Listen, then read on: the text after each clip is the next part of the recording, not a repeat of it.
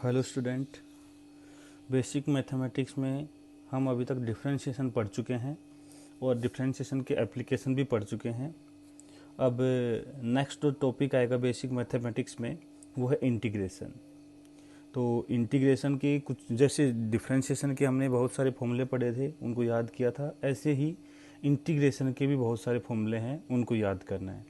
फिर इंटीग्रेशन का एप्लीकेशन क्या है उसको समझेंगे, वो बाद में समझेंगे। पहले हम इंटीग्रेशन के फॉर्मूले याद करेंगे और कुछ क्वेश्चन करेंगे, जैसे कि कुछ प्रॉब्लम में किस टाइप से इंटीग्रेशन किया जाता है, उसकी प्रॉपर्टीज़ क्या हैं, उन सब के बारे में देखेंगे। तो देखो, इंटीग्रेशन में सबसे पहले हम कुछ फॉर्मूले के बारे में बातें करेंगे। इंटीग्रेशन के बारे में बता दूं, ये डिफरेंशिएशन का कुछ अपोजिट होता है, ऐसे समझ सकते हो। जैसे साइन एक्स का डिफरेंशिएशन हमने देखा था कि कोस एक्स आया था, तो यदि कोस एक्स को वापस से इंटीग्रेट किया जाएगा तो वापस से वो साइन एक्स आ जाएगा। मतलब जैसे साइन एक्स का डिफरेंशिएशन से कोस एक्स आया, तो जो आंसर है उसको यदि इंटीग्रेट करेंगे तो वापस से वही आ जाएगा जो हमने जिसका हमने डिफरेंशिएशन किया था। तो साइन एक्स का डिफरेंशिएशन आया कोस एक्स, तो कोस एक्स का इंटीग्रेशन आ जाएगा साइन एक्स। तो कुछ फॉर्मूले हैं, हमें एज इट इज़ उनको याद करना है। जिस टाइप से हमने डिफरेंशिएशन के फॉर्मूले याद किए हैं, वैसे हमने इंटीग्रेशन के फॉर्मूले भी याद करने हैं। तो हम सबसे पहले बात करते हैं,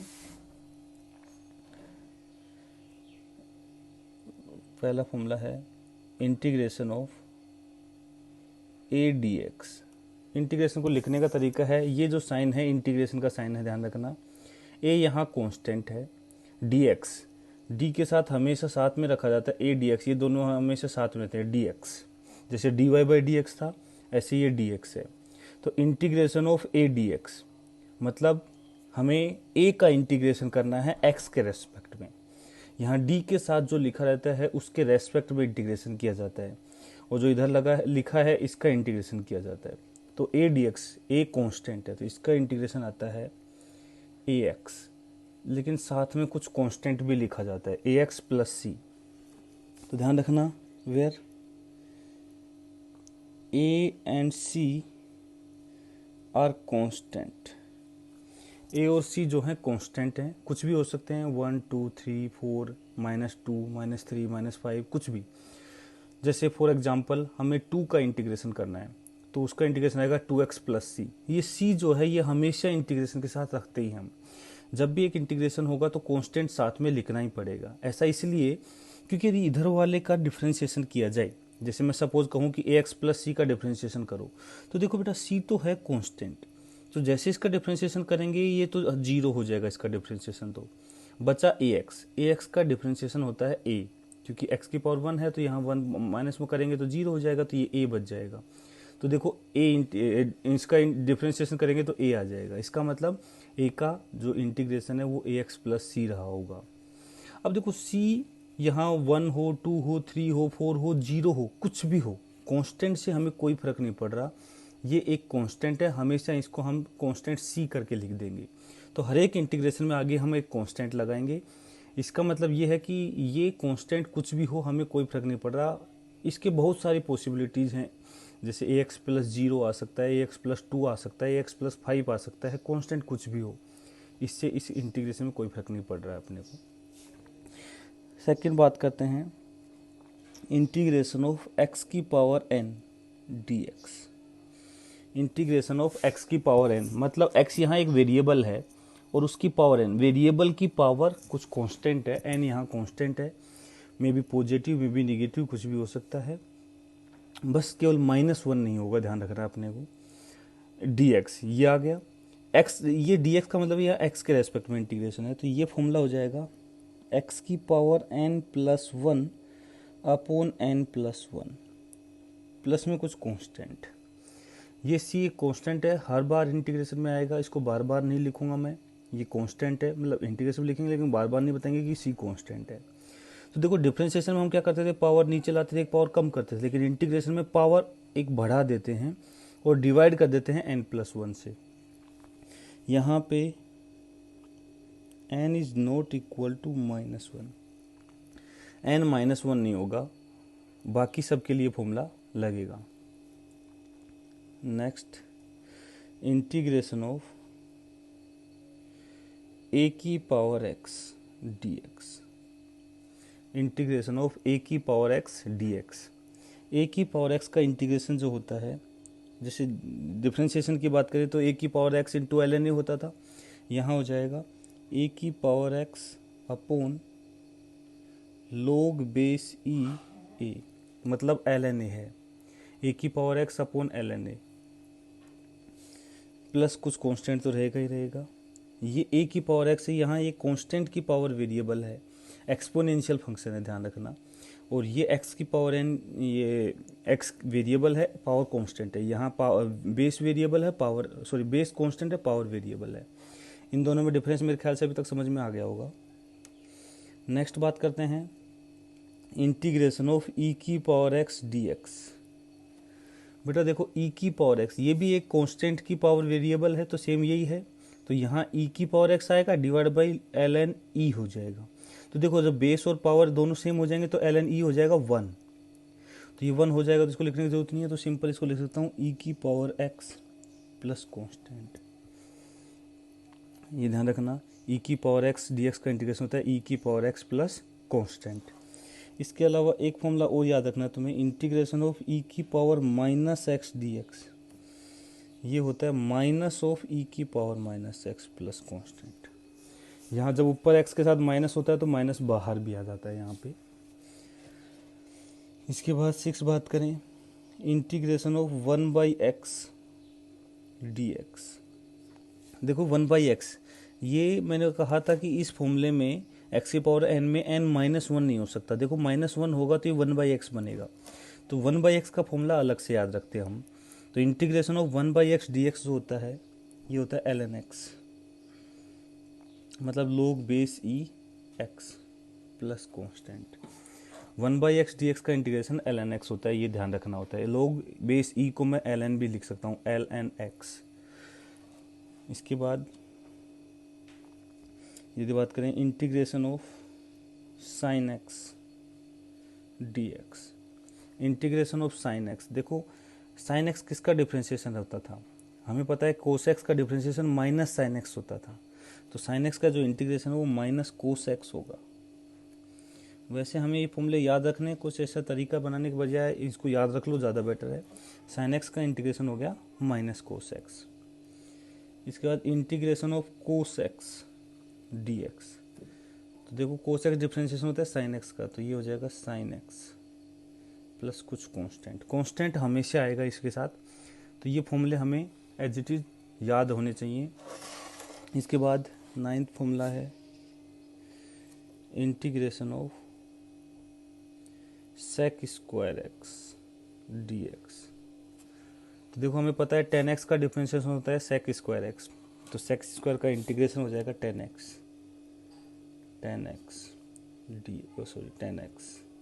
प्लस कांस्टेंट।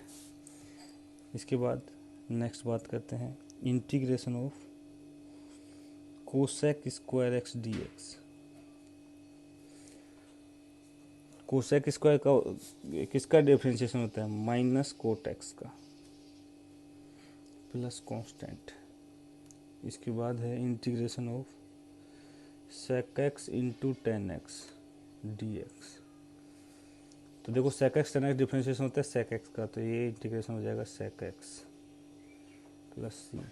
ऐसे नेक्स्ट है integration of cosec x cot x D x, तो ये हो जाएगा, जैसे ये सेक एक्स 10x सेक एक्स का होता है, माइनस कोसेक एक्स का हो जाएगा प्लस कोसेक। तो ये कुछ फॉर्मूले हैं जो हमें याद रखने हैं, तभी इंटीग्रेशन सोल्व कर सकते हैं। यदि फॉर्मूले जैसे डिफरेंशिएशन में के फॉर्मूले याद नहीं है तो डिफरेंशिएशन सोल्व नहीं कर सकते, ऐसे ही इंटीग्रेशन के फॉर्मूले याद नहीं है तो इंटीग्रेशन सोल्व नहीं हो पाएगा। बाकी डिटेल में मैथमेटिक्स में पढ़ते हैं, पर अपने को फिजिक्स में इतना काम नहीं आता, हमें सिंपल ये फॉर्मूला बेस्ड क्वेश्चन काम में आते हैं, तो तुम्हें ये याद रखना है। बाकी ये 12th क्लास में मैथमेटिक्स में पढ़ाया जाता है।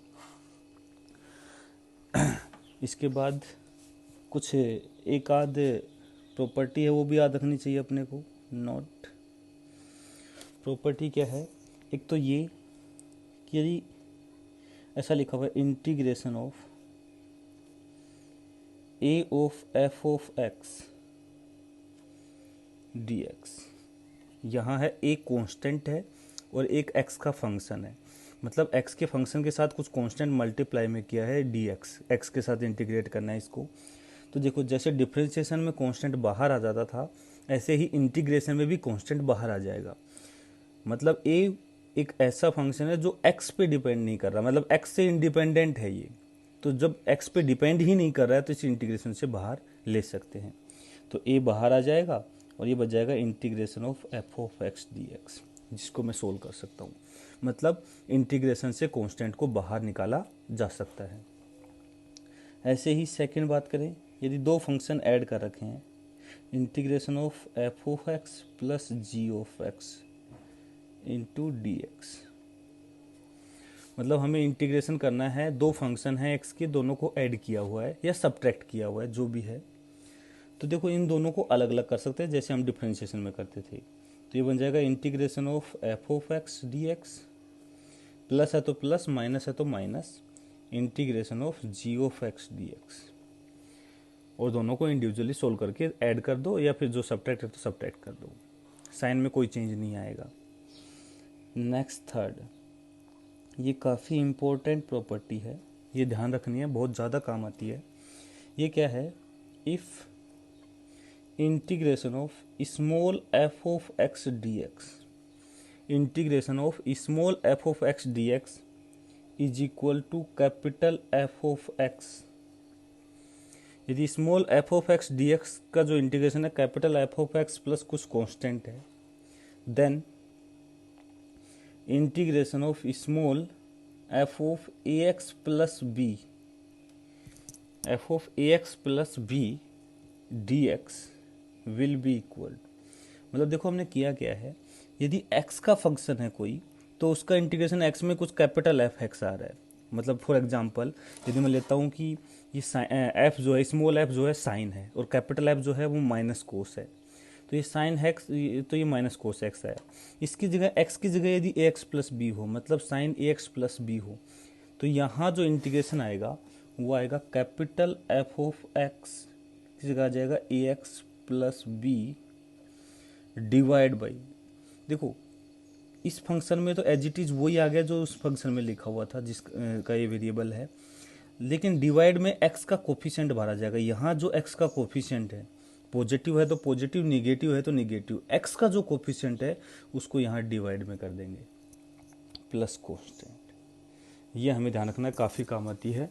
मतलब small F of A x plus B D x का जो इंटीग्रेशन है capital A x plus B divide by x का जो कोफिशिएंट है वो प्लस कुछ कांस्टेंट एज इट इज रह जाएगा। ये काफ़ी काम आती है प्रॉपर्टी। तो देखो सबसे पहले तो ये सारे फॉर्मूले हमें याद होने चाहिए। सबसे पहले ये सारे फॉर्मूले याद कर लो, एक बार स्क्रीन को रोक करके एक बार सारे फॉर्मूले अच्छे से याद करो। उसके बाद देखो इस प्रॉपर्टी के बेस पर हम कुछ फॉर्मूले और बना लेते हैं। फॉर्मूले क्या, मतलब सेम एज इट इज इन्हीं फॉर्मूले को वापस से बनाते हैं। कैसे वो देखते हैं। जैसे एग्जाम्पल के लिए लें तो integration of suppose a x plus b की पावर n है और x के साथ इंटीग्रेट करना है। ए एक्स प्लस बी की पावर n है और x के साथ इंटीग्रेट करना है। तो देखो ध्यान से देखो, x के बजाय ए एक्स प्लस बी आ गया। ध्यान रखना ए एक्स प्लस बी ही होना चाहिए, मतलब x में लीनियर फंक्शन होना चाहिए। मैक्सिमम जो x की पावर है वो 1 होनी चाहिए। ऐसा है तो ही ये जो प्रॉपर्टी है अप्लाई कर सकते हैं। ये जो प्रॉपर्टी है ये केवल ए एक्स प्लस बी होगा तो ही चलेगा। ए एक्स स्क्वायर प्लस बी होगा नहीं चलेगा। 1a by x plus B होगा नहीं चलेगा। सिर्फ ए एक्स प्लस बी।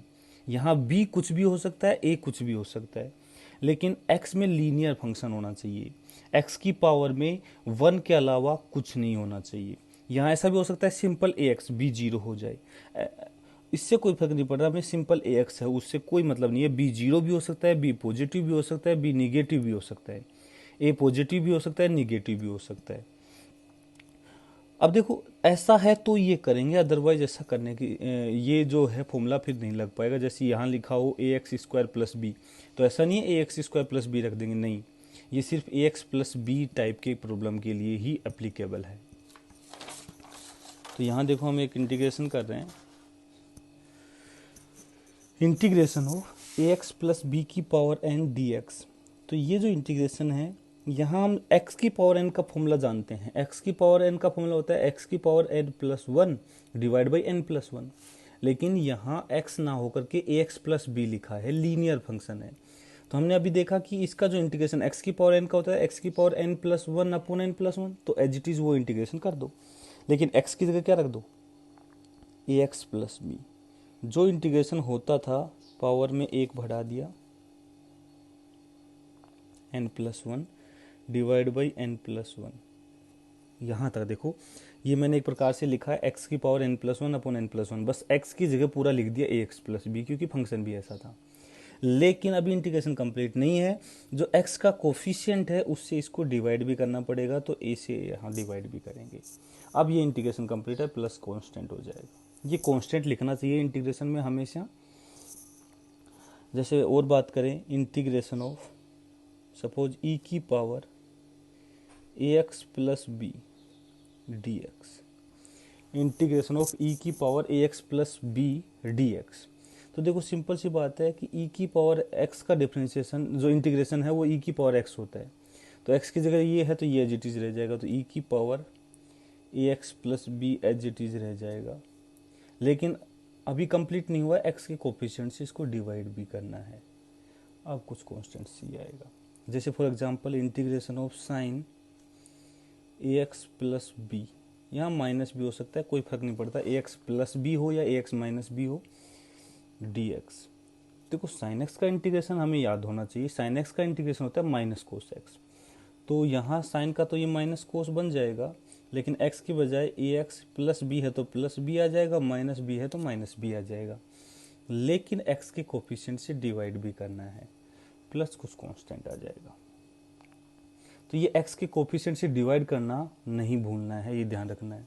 ऐसे ही यदि ऐसा हो कोस ax प्लस बी टाइप का हो, तो देखो यहाँ पे ax प्लस बी, कोस का इंटीग्रेशन तो आएगा साइन, और ax plus b as it is आएगा, और x का जो कोफिशिएंट है उसे डिवाइड कर दिया, ये बन जाएगा। ऐसे बाकी जो फॉर्मूले देखे थे हमने अभी, इन सब के लिए बना सकते हैं। साइन कोस के लिए देखा, सेक स्क्वायर के लिए बना सकते हैं, cosec square, sec x, tan x, सभी के लिए बना सकते हैं, उससे कोई फर्क नहीं पड़ रहा। जैसे फॉर एग्जांपल हम वन बाई एक्स के लिए बनाते हैं सपोज, तो लिखा हुआ है integration of one by a x plus B D x. तो देखो ये कुछ वन बाई एक्स टाइप का लिखा हुआ है, तो वन बाई एक्स का इंटीग्रेशन एल एन एक्स होता है, तो ये हो जाएगा l N a x plus b, लेकिन x के कोफिशिएंट a से डिवाइड कर दो प्लस c। तो ये प्रॉपर्टी काफ़ी काम आती है, जब भी x के अलावा कुछ भी लिखा है तो हम ऐसा यूज़ करेंगे। अब कुछ प्रॉब्लम सोल्व करते हैं, जैसे बिल्कुल सिंपल प्रॉब्लम से लेते हैं। जैसे अपने पास लिखा हुआ है इंटीग्रेशन ऑफ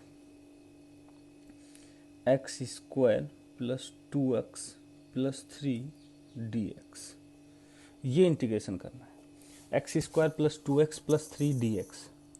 तो ध्यान से देखो, यहाँ एक्स स्क्वायर का इंटीग्रेशन मैं कर सकता हूँ, 2x का भी मैं कर सकता हूँ, 3 का भी मैं कर सकता हूँ, लेकिन तीनों को एडिशन में लिख दिया।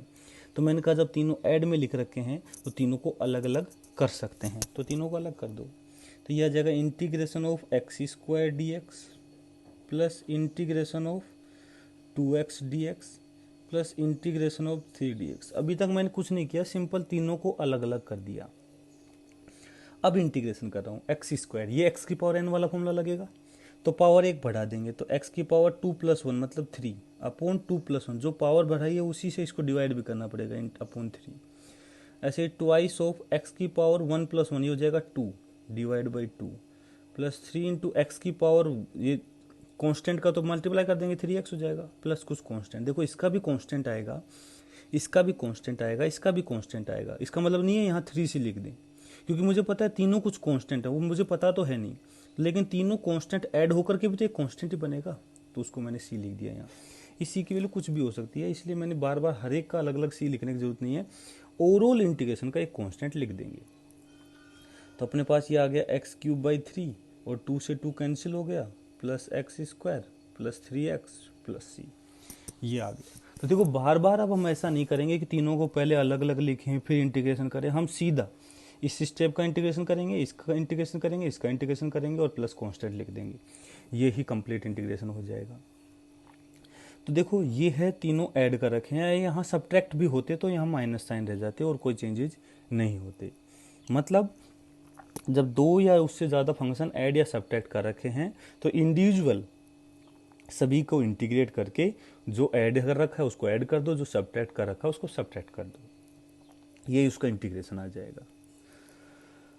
एक चीज़ हमेशा ध्यान रखना, जैसे डिफ्रेंशिएशन तो हम लगभग हर एक फंक्शन का कर पा रहे थे, हम ज़्यादातर केस में डिफ्रेंशिएशन कर पाते हैं, लेकिन इंटीग्रेशन जो है वो कुछ लिमिटेड ही फंक्शन का ही कर सकते हैं। ऐसा नहीं है कि हम किसी भी इंटीग्रेशन की प्रॉब्लम को सोल्व कर सकते हैं, नहीं।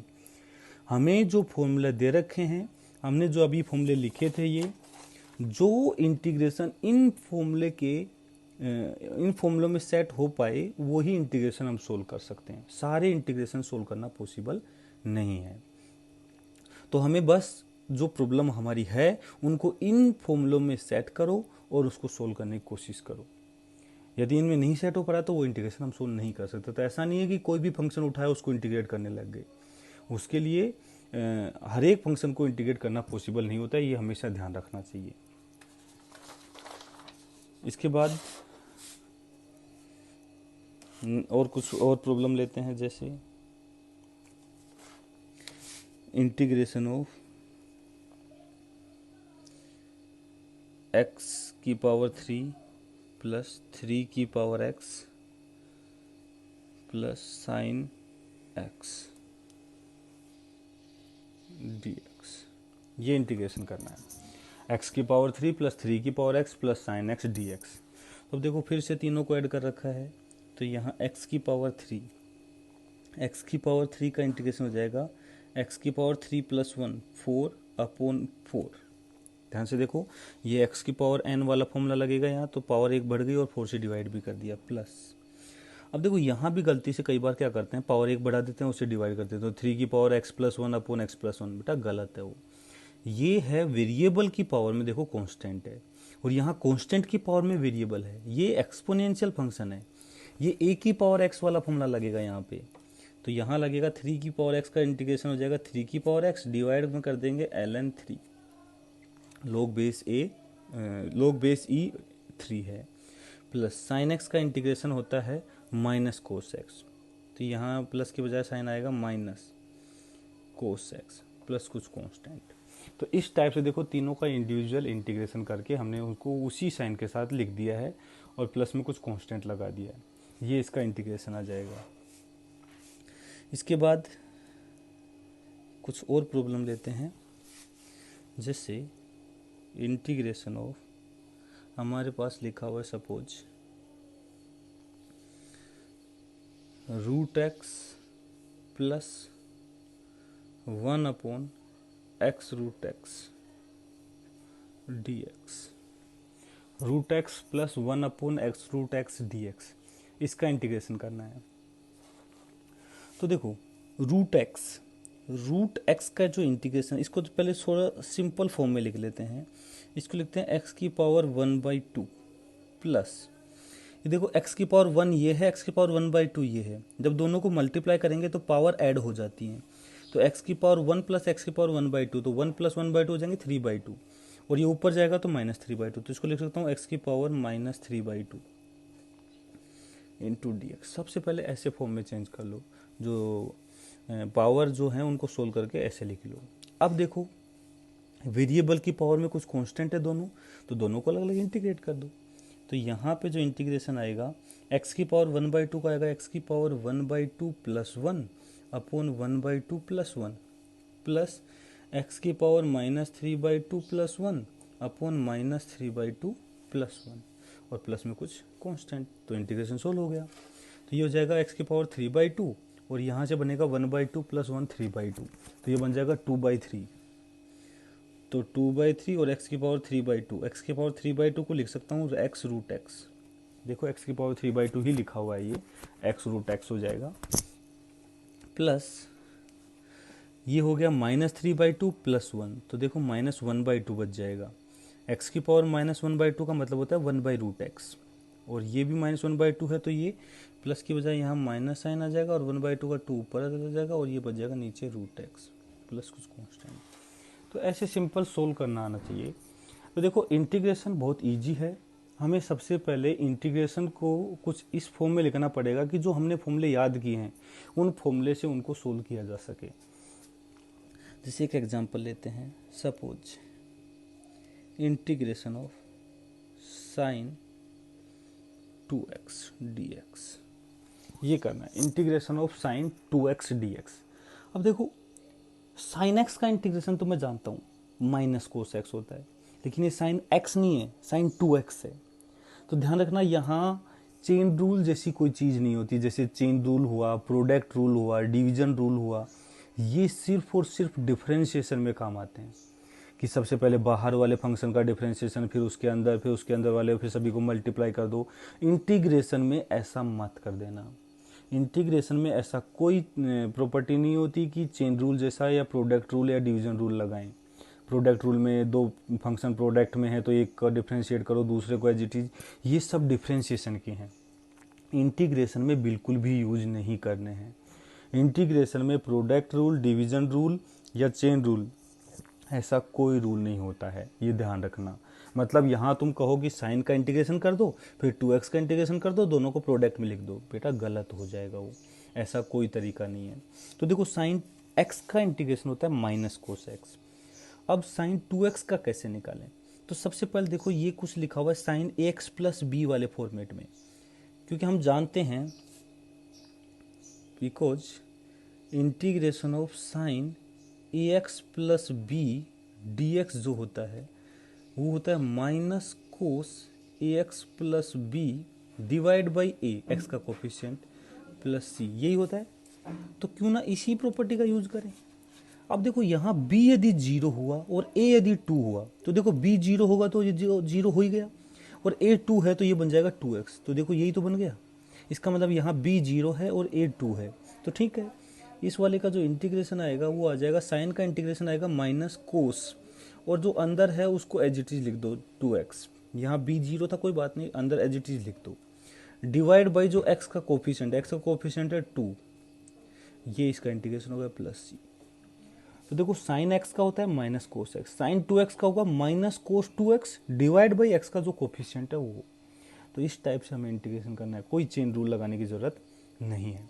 यदि यहाँ होता साइन x स्क्वायर, x2x की बजाय एक्स स्क्वायर, तो बेटा वो इंटीग्रेशन हम सोल्व नहीं कर सकते। साइन x² dx को हम नहीं सोल्व कर सकते, कोई बात नहीं, छोड़ देंगे, जरूरी नहीं है उसको सोल्व करने की कोशिश करें। तो देखो जो फॉर्मूले में सेट हो सकता है केवल वही इंटीग्रेशन सोल्व करना है और वही हमारे काम आएगा। ऐसे कोई भी फंक्शन उठा के दे दे उसको इंटीग्रेट करो, ऐसा नहीं आएगा अपने प्रॉब्लम, या ऐसी कोई प्रॉब्लम काम में नहीं आएगी। हर एक फंक्शन का इंटीग्रेशन नहीं कर पाएंगे। तो देखो जो कर पा रहे हैं उन्हीं को अच्छे से हमें समझना है। इसके बाद कुछ एग्जाम्पल और लेते हैं।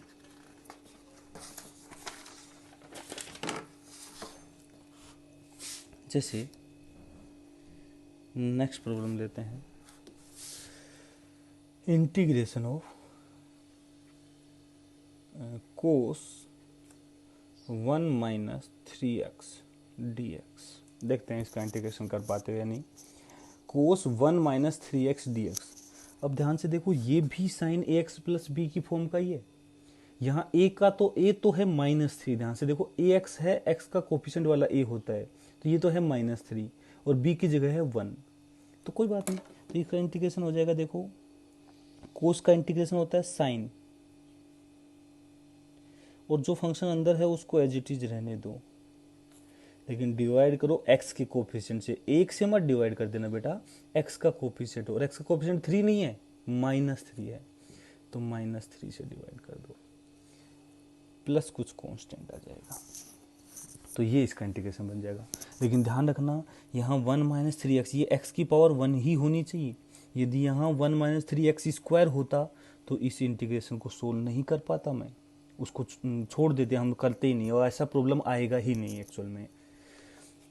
जैसे और क्वेश्चन लेते हैं, इंटीग्रेशन ऑफ e की power minus 3x dx, e की पावर माइनस 3x dx, इसको सोल्व करना है। तो देखो e की पावर माइनस 3x, e की पावर x का जानता हूँ, ये माइनस 3x आ गया, तो कोई बात नहीं बेटा, e की पावर x का इंटीग्रेशन तो e की पावर x ही होता है, तो कोफिशिएंट से उसको डिवाइड कर देंगे, तो e की पावर, ये भी x प्लस बी वाला, ये यहाँ b 0 है और a की वैल्यू है -3, तो देखो e की पावर x का होता है e की पावर x, तो पावर तो एज इट इज रहेगी 3x, लेकिन डिवाइड करेंगे x के कोफिशिएंट से -3 से प्लस कुछ कांस्टेंट, ये इसका इंटीग्रेशन आ जाएगा। नेक्स्ट बात करते हैं इंटीग्रेशन ऑफ, सपोज कुछ ऐसा लिखा हुआ है, ये है 2x प्लस 3 की पावर 4 dx, 2x प्लस 3 की पावर 4 dx, ये इंटीग्रेशन हमें सोल्व करना है। तो यहाँ देखो ये कुछ x की पावर n टाइप में लिखा हुआ है, x की पावर n टाइप में लिखा हुआ है, इसको सोल्व करना है, तो कोई बात नहीं, हम कहेंगे x की पावर n का इंटीग्रेशन होता है x की power n plus 1 upon n plus 1, तो देखो x की जगह जो आया है 2x प्लस 3, उसको एज इट इज रहने दो, क्योंकि ये देखो लीनियर फंक्शन है, तो ये प्रॉपर्टी लगा सकते हैं हम, तो इसकी पावर n प्लस 1 मतलब 5 हो जाएगी, डिवाइड बाई 5, लेकिन अभी इंटीग्रेशन कंप्लीट नहीं हुआ है, x की कोफिशिएंट से डिवाइड भी तो करते हैं, तो x का कोफिशिएंट यहाँ 2 है, तो इससे डिवाइड कर दो प्लस कुछ कांस्टेंट, ये पूरा आएगा, तो ये अपने पास आ जाएगा 2x प्लस 3 की पावर 5 अपॉन 10 प्लस कुछ कांस्टेंट, तो ये इसका आंसर आ जाएगा। तो हर एक स्टेप को ध्यान रखना है, एक भी स्टेप मिस किया तो हमारा आंसर गलत आ जाएगा। इसके बाद नेक्स्ट प्रॉब्लम लेते हैं, सपोज ये है integration of sign 3x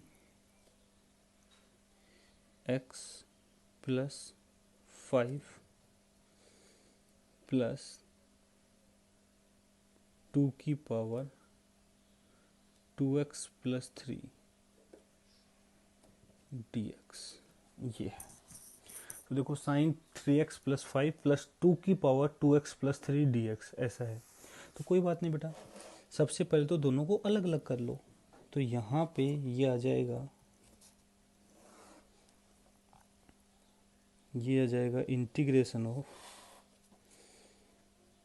sign 3x plus 5 dx plus integration of 2 की पावर 2x प्लस 3 dx, ये बन जाएगा।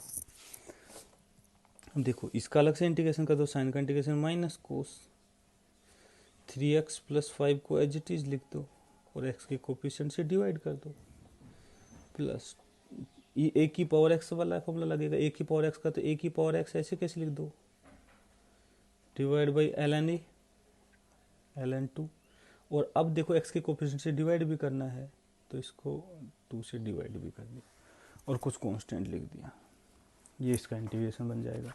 तो देखो इंटीग्रेशन करना मतलब हमें ये फॉर्मूले अच्छे से याद होना चाहिए, तभी हम इन प्रॉब्लम को सोल्व कर सकते हैं, इंटीग्रेशन को सोल्व कर सकते हैं। और यहाँ ध्यान रखना, chain rule, product rule, division rule, ऐसा कोई रूल नहीं होता है। यदि दो फंक्शन मल्टीप्लाई में है तो गलती से भी ऐसा प्रोडक्ट रूल वगैरह मत लगा देना। एक फंक्शन के अंदर दूसरा फंक्शन लिखा है तो वो चेन रूल भी मत लगा देना। इन्हीं फॉर्मूले में हमें इनको सही से जमाना होगा, इन्हीं फॉर्मूले में रखना होगा और इन्हीं फॉर्मूले से सोल्व करना पड़ेगा। इनके अलावा कुछ और तरीका नहीं है। हाँ, कुछ और मेथड भी हैं, जैसे सब्स्टिट्यूशन मेथड है, उसको हम इंटीग्रेशन में और आगे पढ़ेंगे। लेकिन अभी तक के लिए मैं चाहता हूँ कि आगे पढ़ने से पहले जो ये फॉर्मूले आज पढ़ाए हैं, इन हर एक फॉर्मूलों को लिख लिख करके बार बार याद करो। बेटा डिफरेंशिएशन और इंटीग्रेशन के फॉर्मूले यदि याद नहीं होंगे तो इनके प्रॉब्लम को सोल्व करना पॉसिबल नहीं है। और हमारे फिजिक्स में डिफरेंशिएशन और इंटीग्रेशन बार बार यूज आते हैं। यदि तुमने अभी इनको अच्छे से नहीं समझा है, इंटीग्रेशन डिफरेंशिएशन अच्छे से नहीं आए हैं, तो ध्यान रखना आगे बहुत बड़ी प्रॉब्लम आने वाली है। तो इससे अच्छा है इन फॉर्मूलों को अच्छे से याद करो और इन प्रॉब्लम की प्रैक्टिस करो, क्योंकि हर हर दूसरे तीसरे क्वेश्चन में छोटा मोटा इंटीग्रेशन या डिफरेंशिएशन यूज में आता ही आता है। तो ये तुम्हें अच्छे से समझ में आने चाहिए, इनमें गलती नहीं होनी चाहिए। बाकी और कुछ प्रैक्टिस के लिए और कुछ क्वेश्चन करेंगे हम नेक्स्ट क्लास में। इंटीग्रेशन के और कुछ मेथड हैं वो देखेंगे। इसके अलावा एप्लीकेशन भी देखेंगे कि हमारे क्या काम आता है इंटीग्रेशन। अभी तक हमने सिर्फ इंटीग्रेशन करना सीखा है, लेकिन हमारे यूज कैसे आता है उसको हम नेक्स्ट क्लास में थोड़ा बहुत देखेंगे। बाकी फिर आगे प्रॉब्लम में देखते रहेंगे। Okay, thank you.